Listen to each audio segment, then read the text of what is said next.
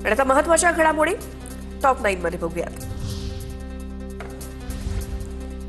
मुंढवा प्रकरणी इतर अधिकाऱ्यांना अटक झालेली नाही. पार्थ पवारांना वाचवलं गेलं. पार्थ पवारांना कुठे अटक झाली? सत्ताधाऱ्यांच्या प्रकरणावरून संजय राऊतांची टीका.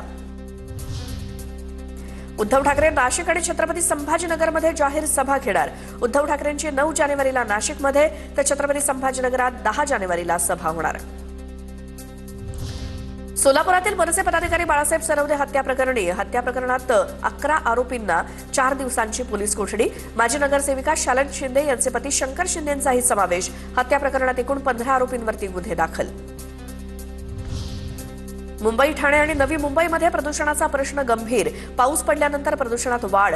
मॉर्निंग वॉक ठरतोय धोकादायक. मुंबई, ठाणे आणि नवी मुंबईतील हवेची अत्यंत प्रदूषित नोंद. मुंबईचा AQI 356 वरती पोहोचला.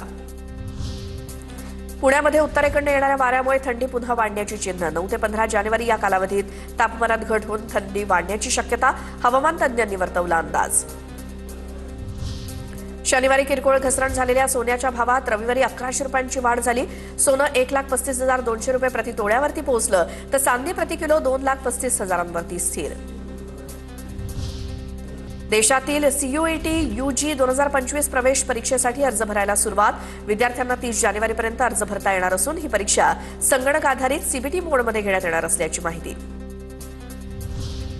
एसटीच्या UPIद्वारे तिकीट खरेदीला प्रतिसाद. 4 महिन्यात 300 कोटींहून अधिकचा महसूल जमा. सप्टेंबर ते डिसेंबर 2025 या कालावधीत महामंडळाच्या तिजोरीत मोठी भर.